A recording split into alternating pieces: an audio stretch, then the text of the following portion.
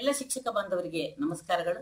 ನನ್ನ ಹೆಸರು ಕೀರ್ತಿವತಿ ವಿಎನ್ ಅಂತ, ಸಹಶಿಕ್ಷಕಿ, ಸರ್ಕಾರಿ ಹಿರಿಯ ಪ್ರಾಥಮಿಕ ಶಾಲೆ ಕೆಳಗೇರಿಯಲ್ಲಿ ಕೆಲಸ ಮಾಡ್ತಾ ಇದ್ದೇನೆ. ನಲಿಕಲಿ ಶಿಕ್ಷಕರ ಪಠ್ಯಕ್ರಮ ಅಭಿವೃದ್ಧಿ ತರಬೇತಿ ಕೈಪಿಡಿ ನಲಿಕಲಿ ಪರಿಸರ ಅಧ್ಯಯನದ ಕುರಿತು ಒಂದೆರಡು ಮಾತುಗಳನ್ನ ಹೇಳಲಿಕ್ಕೆ ಇಷ್ಟಪಡ್ತಾ ಇದ್ದೀನಿ. ನಲಿಕಲಿ ಪರಿಸರ ಅಧ್ಯಯನ ಕೈಪಿಡಿನಲ್ಲಿ ಪರಿಸರ ಅಧ್ಯಯನದ ಅರ್ಥ ಮತ್ತು ವ್ಯಾಪ್ತಿ, ಪರಿಸರ ಅಧ್ಯಯನದ ಅವಶ್ಯಕತೆ, ಪರಿಸರ ಹಾನಿಯಿಂದಾಗುವಂತಹ ದುಷ್ಪರಿಣಾಮಗಳು ಏನಿದೆ, ಪರಿಸರ ಸಂರಕ್ಷಣೆಯನ್ನ ಯಾವ ರೀತಿಯಾಗಿ ಮಾಡಬೇಕು, ಹಾಗೂ ಪರಿಸರಕ್ಕೆ ಸಂಬಂಧಿಸಿದ ದಿನಾಚರಣೆಗಳು, ಪರಿಸರದಲ್ಲಿ ಸಾಧನೆ ಮಾಡಿದಂತಹ ಸಾಧಕರ ಪರಿಚಯದೊಂದಿಗೆ ನಲಿಕಲಿಯ ಪರಿಸರ ಅಧ್ಯಯನದ ಪರಿಚಯವನ್ನ ಇಲ್ಲಿ ಮಾಡ್ಕೊಡ್ತಾ ಇದ್ದಾರೆ. ನಲಿಕಲಿ ಪರಿಸರ ಅಧ್ಯಯನವನ್ನ ಹೇಗೆ ಕಲಿಸ್ಬೇಕು, ಪರಿಸರ ಅಧ್ಯಯನದ ಕಲಿಕಾ ವಿಧಾನಗಳು ಯಾವುದು, ಇವೆಲ್ಲ ಅಂಶಗಳನ್ನ ಒಳಗೊಂಡಂತೆ ನಲಿಕಲಿ ಪರಿಸರ ಅಧ್ಯಯನ ತರಬೇತಿ ಕೈಪಿಡಿ ರಚನೆಯಾಗಿದೆ.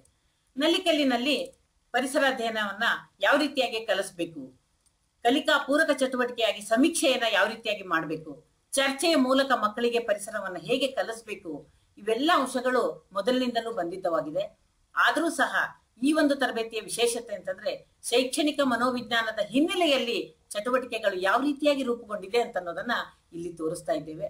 ಮತ್ತು ನಲಿಕಲಿ ಪರಿಸರ ಅಧ್ಯಯನದಲ್ಲಿ ಬರುವಂತಹ ಸಣ್ಣ ಸಣ್ಣ ಪ್ರಯೋಗಗಳಿರ್ಬಹುದು, ಅಥವಾ ಶಿಕ್ಷಕರಲ್ಲಿ ಆತ್ಮವಿಶ್ವಾಸವನ್ನ ತುಂಬಿಸುವಂತದ್ದಿರ್ಬೋದು, ತರಗತಿ ನಿರ್ವಹಣೆಯನ್ನ ಯಾವ ರೀತಿ ಮಾಡಬೇಕು ಅನ್ನೋದಿರ್ಬೋದು, ಮತ್ತು ಅಧ್ಯಯನಶೀಲರನ್ನಾಗಿ ಯಾವ ರೀತಿ ನಾವು ತಯಾರು ಮಾಡಬಹುದು, ಯಾವ ಯಾವ ಸಾಹಿತ್ಯವನ್ನ ಪೂರಕವಾಗಿ ಬಳಕೆ ಮಾಡ್ಕೊಳ್ಬೇಕು ಅನ್ನೋದ್ರ ಬಗ್ಗೆ ವಿವರವಾದ ಮಾಹಿತಿ ಬೆಳ್ಳಿ ಮೋಡ ನಲಿಕಲಿ ಸಾಹಿತ್ಯದಲ್ಲಿ ಇದೆ.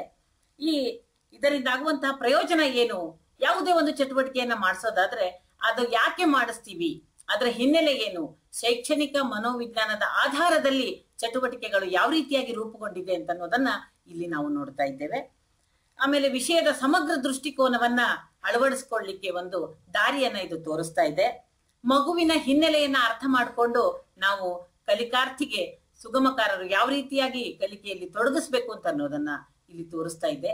NCF ನ ಆಶಯವಾಗಿರ್ತಕ್ಕಂಥ ಜ್ಞಾನವನ್ನ ಕಟ್ಟಿಕೊಳ್ಳಿಕ್ಕೆ ಹಾದಿಯನ್ನ ಮಗುವಿಗೆ ತೋರಿಸ್ತಾ ಇದೆ. ಮತ್ತು ಪರಿಸರ ಅಧ್ಯಯನದಲ್ಲಿ ದಿನಾಚರಣೆಗಳು, ಪರಿಸರಕ್ಕೆ ಸಂಬಂಧಿಸಿದಂತಹ ದಿನಾಚರಣೆಗಳು, ಪರಿಸರದಲ್ಲಿ ಸಾಧನೆ ಮಾಡಿದಂತಹವರ ಪರಿಚಯವನ್ನು ಸಹ ಇಲ್ಲಿ ಮಾಡಿಕೊಡ್ತಾ ಇದೆ. ಅಷ್ಟೇ ಅಲ್ಲ ಆತ್ಮೀಯರೇ, ಇಲ್ಲಿ ಶಿಕ್ಷಣದಲ್ಲಿ ನಮ್ಮ ಪರಿಸರ ಅಧ್ಯಯನದಲ್ಲಿ ತಂತ್ರಜ್ಞಾನವನ್ನ ಯಾವ ರೀತಿಯಾಗಿ ಬಳಕೆ ಮಾಡ್ಕೊಳ್ಬೇಕು ಅಂತ ಅನ್ನೋದರ ಪರಿಚಯವೂ ಸಹ ಇದರಲ್ಲಿ ಇದೆ.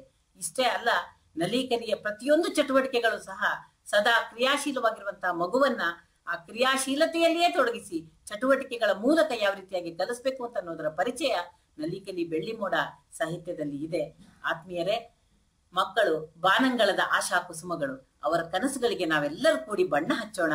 ಈ ತರಬೇತಿ ಕೈಪಿಡಿಯನ್ನ ಆಯ್ಕೆ ಮಾಡಿಕೊಂಡು ಒಂದು ವ್ಯವಸ್ಥಿತ ರೀತಿಯಲ್ಲಿ ಮಗುವಿಗೆ ಜ್ಞಾನ ಕಟ್ಟಿಕೊಳ್ಳಲಿಕ್ಕೆ ಅವಕಾಶವನ್ನ ಮಾಡಿಕೊಡೋಣ ಅಂತ ಹೇಳ್ತಿದ್ದೀನಿ. ಎಲ್ಲರೂ ನೀವು ಪರಿಸರ ಅಧ್ಯಯನ ಬೆಳ್ಳಿ ಮೋಡ ಕೈಪಿಡಿಯನ್ನ ಆಯ್ಕೆ ಮಾಡ್ಕೋತೀರಲ್ಲ?